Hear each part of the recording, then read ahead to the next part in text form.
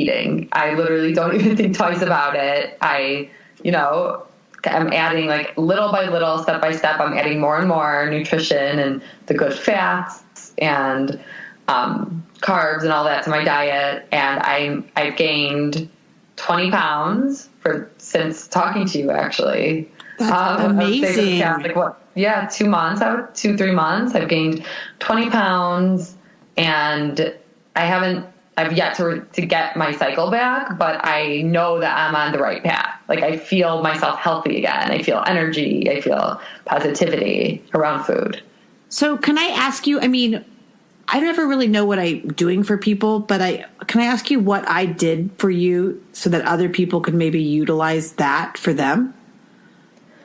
So you just have a way of like a clairvoyance to you where it's really hard to explain. You have an energy and the advice that you give is just so real and it's so true to my situation. I love how you are able to connect my fears around food or my negative thoughts of not being able to get pregnant. You're able to connect it to my past. And I'm learning that my fears are stemming from, certain things years ago when I was a little girl, and no one has ever been able to help me in that way. And it just like connecting the dots, and it's making so much sense to me. And that's how I trust. That's like where my trust in you like became real, was you were able to connect my fears you were able to connect how my thoughts and feelings now with my past, with the person I was in the past. And you have taught me to let go.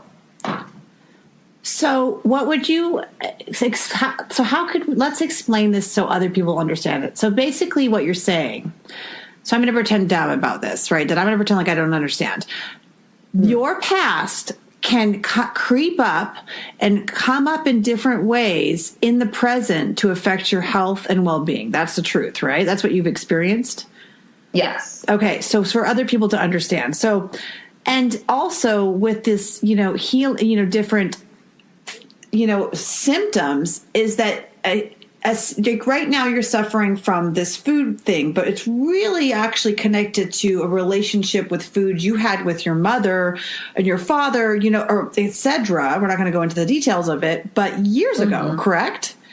Correct. And so when we made that, connection together with and I reminded you of this, and it's almost shocking, right, to the system, but it almost shocks you out of it because you're like, oh, we're just playing that again. Does that feel, is that correct? Like, so if other people were to basically recognize that this could be happening with them, that could help them heal, right?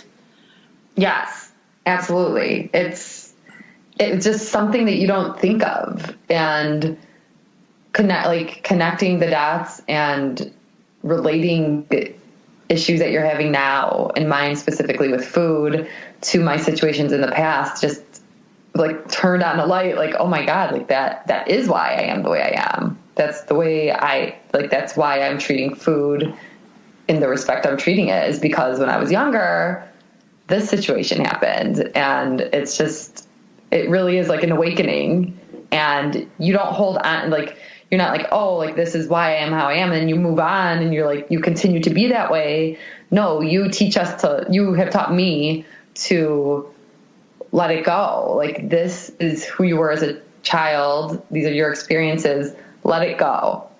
It's almost like a rebirth. Be in the present, right? But the importance of letting it go, and the reason why people typically come, is because then you're letting it go for every generation that's ever going to follow after you. Yes.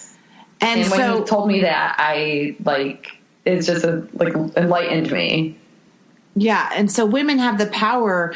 So, a lot of this stuff will come up through the process of becoming pregnant, like these major issues, with the hopes of being healed so that you don't have to give that to the child that may or may not come. And who knows, maybe it's some bigger force that, you're not having your period, so you could meet me and then you could heal from this, and then that doesn't get passed on. Maybe it'll be a little girl. We don't know. And then maybe none of her children will have it. And then right in that moment, you stopped it. Right. And that's the power of doing this type of work, of clearing yourself before you have a baby, or, during, even if you're pregnant, or even if you are a mother, because they're going to, children watch, they're watching your actions. And so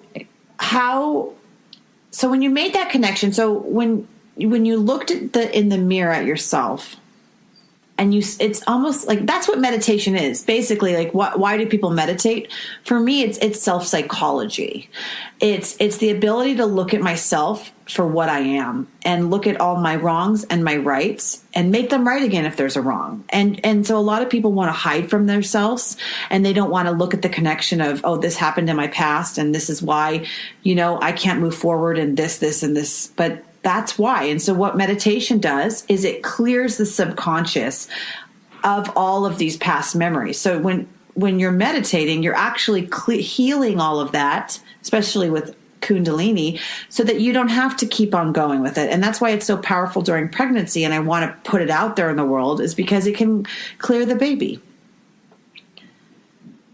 Right. Right. Exactly. And just knowing that I'm putting a stop to my problems and my issues that I'm having for the future generations of my children is just so gratifying. Yeah.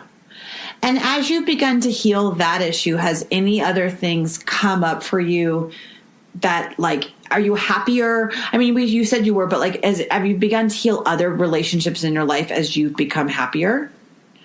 Yes. The relationship with my mother has become so much better. I can't even like words can't even describe. It's like night and day, a relationship. Since I'm healing myself, I'm a happier person, and it makes me just want to connect with, the person that I've had the most issues with in the past, and that was my mom. Yeah. And it's so critical for everyone to understand is it's really common for the mom issue to come up around the time the mom issue is always common, but particularly when you're becoming a mother, or you are pregnant or postpartum, my gosh, anything you haven't healed around mommy is going to just come up. And so doing that beforehand, and if you had a lot of trauma, like, it's so important, because you need to be mothered when you're becoming a mother. And if you don't have that mother you thought she should or should not be, you're going to be wounded again. You'll be back to that little girl that was wounded. And so right? Does that feel true? Like, you need to be mothered when you're a mother. Absolutely. Like, this is my first time being a mother, and I didn't know what I was doing. I needed my mom the most at this time in my life. Yeah. And so, I mean, there's a lot of people out there that don't have their moms. And so and it's sad to say, you need to learn to really mother yourself. And the only way to mother yourself is not, crawling up in some ball and hoping that the world, it's really going inside. It's looking at yourself in the mirror, or finding someone who can help look at yourself in the mirror and wake you up. It's almost looking at the patterns and how they play out in all these different areas of your life, and stopping them, and just saying, enough's enough. I don't need to do this anymore. And it's almost like, do you see how it's almost insanity if we don't stop? Oh, absolutely. The vicious cycle.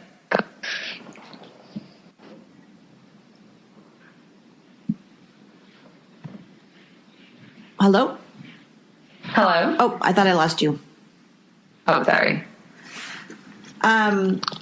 Well, is there anything else you could, so now you're on the road to becoming pregnant.